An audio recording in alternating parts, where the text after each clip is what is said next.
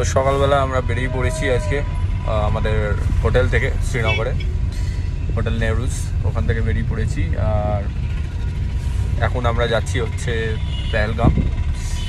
পেহেলগামে গিয়ে কোনটা আগে যাব সেটা ওখানে গিয়েই ডিসাইড করব। আপাতত একটা লং রোড জার্নি রয়েছে, সেটা হোক। অন দ্য ওয়ে তোমাদের যদি কোনো সিনিক জায়গা থাকে তোমাদের দেখাচ্ছি। তো আপাতত গাড়িতে আরাম করে বসে বাইরেটা দেখতে দেখতে পেহেলগামের দিকে এগোনো যাক।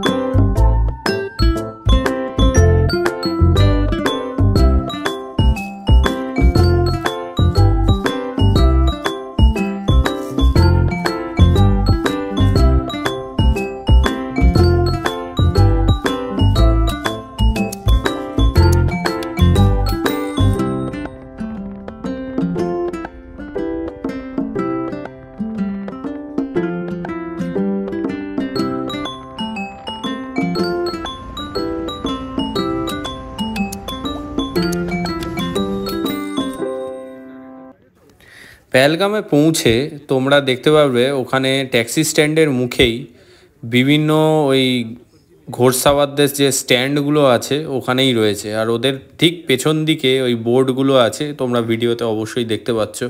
এখানে ওদের রেট চার্টগুলো দেওয়া থাকে।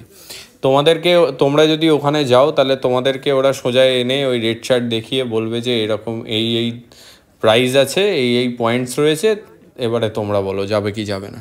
তো এখানে তোমাদেরকে প্রচুর বার্গেনিং করতে হতে পারে। এখানে আমি এই স্পেসিফিক জায়গায় আমি খুব একটা বার্গেনিং করে লাভ করতে পারিনি, কেননা আমাকে ওরা ওই রেটের কমে ছাড়ছিল না। তারপরে ওখান থেকে আমরা বেরিয়ে গিয়ে একটু সামনে রাস্তার ওপরেও অনেক লোক থাকে, তো সেখানে যখন একটু কথা বললাম, বার্গেনিং করলাম, তখন সেখানে আমাদের রেটটা কিন্তু অনেকটাই রিজনেবল রেটে নিয়েছিল। তো তোমরা যদি চাও তোমাদেরকে কিন্তু ওখানে বার্গেনিং খুব ভালো রকম বার্গেনিংই করতে হবে। ওই টাট্টু ঘোড়ার ওখানে কিন্তু বার্গেনিং না করলে তোমাদেরকে অনেক বেশি হাই রেটে যেতে হবে। আর একটা জিনিসও বলে দিই, ওখানে কিন্তু তোমাদেরকে টিপস দিতে হবে, তো সেটাও মাথায় রেখে বার্গেনিংটা করো।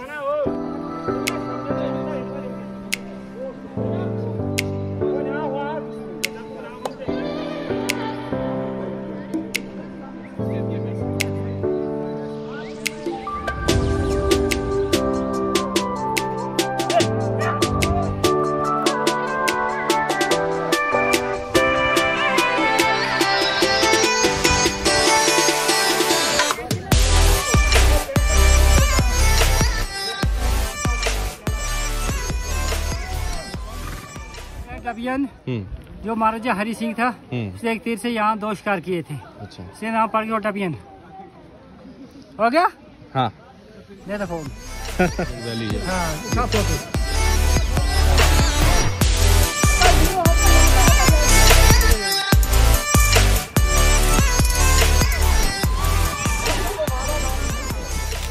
চলছে এই হচ্ছে আমাদের ঘোড়সওয়ার। তো আপনার নাম क्या है?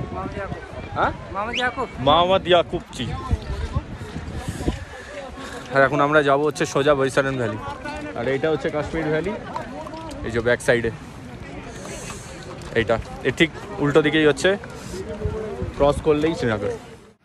क्या नाम है इसका? दोनों वैली दोनों वैली। हाँ घास का जूता बनाते हैं इधर, वो दुल्हन को गिफ्ट देते हैं, दूध की रोटी बना के मिला के खाते हैं, इसे नाम पड़ के दुल्हन वैली।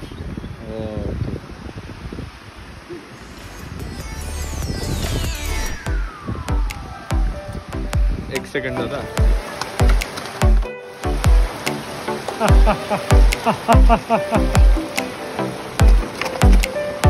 या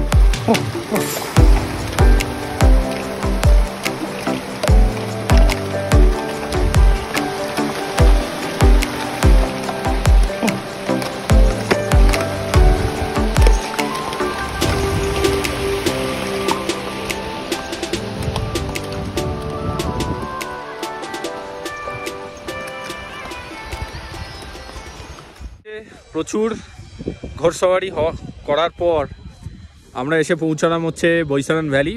আর বৈশারণ ভ্যালির এন্ট্রি হচ্ছে এই পেছন দিকে দেখতে পাচ্ছ যে গেটটা রয়েছে, আমি হাত দিয়ে দেখাচ্ছি, সেইটা হচ্ছে বৈশারণ ভ্যালির গেট। আর ওখান দিয়ে তোমাদের 30-60 টাকার যদি দুজন আসো তাহলে টিকিট কাটতে হবে। আর কাটলেই এরকম একটা ভিউ তোমরা দেখতে পাবে, এই যে পেছন দিকে পাহাড়গুলোর ভিউ দেখো।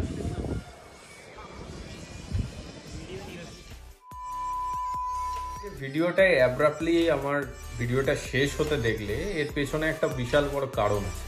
কারণটা হচ্ছে আমরা পেহেলগামে ওই টাট্টু ঘোড়া করে বৈশারণ ভ্যালি যাওয়ার পর ফিরে আসার সাথে সাথেই আমাদেরকে শ্রীনগরের উদ্দেশ্যে রওনা দিতে হয়েছিল, কেননা তখন অন্ধকার হয়ে যাচ্ছিল আর আমাদের ডে ট্রিপ শেষ হয়ে যাচ্ছিল।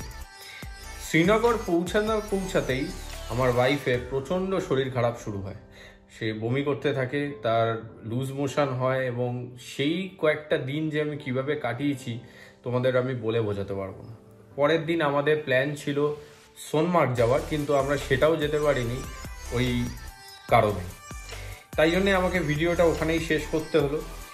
এই বলে আমি তোমাদেরকে এই সিরিজটার ব্লগটা আমি এখানেই শেষ করছি।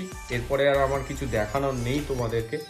হয়তো কোনো একদিন আমি যদি কাশ্মীর যাই আবার, তাহলে তোমাদের সোনমার্গের দিকটাও আমি তোমাদের তুলে ধরবো। তো যাই হোক, এই সিরিজটা তোমাদের কেমন লাগলো, ভালো লেগেছে? যদি ভালো লেগে থাকে তাহলে অবশ্যই তোমরা এটা কমেন্ট করে জানাও কোন জায়গাটা তোমাদের সব থেকে বেশি ভালো লাগলো। আর অবশ্যই ভালো যদি লাগে তাহলে অবশ্যই লাইকটা করে দিও। আর হ্যাঁ, তোমরা তো আমি বুঝতেই পারছি তোমরা অবশ্যই সাবস্ক্রাইব করেছো, আর যদি সাবস্ক্রাইব করে থাকো আর যদি ভিডিওটা ভালো লেগে থাকে তাহলে অবশ্যই তোমাদের ফ্রেন্ডস, ফ্যামিলি যাই হোক সবার সাথে এই ভিডিওটা শেয়ার করে তাদেরকেও সাবস্ক্রাইব করতে বলো। এই বলে আমি এই ভিডিওটা এখানেই শেষ করছি।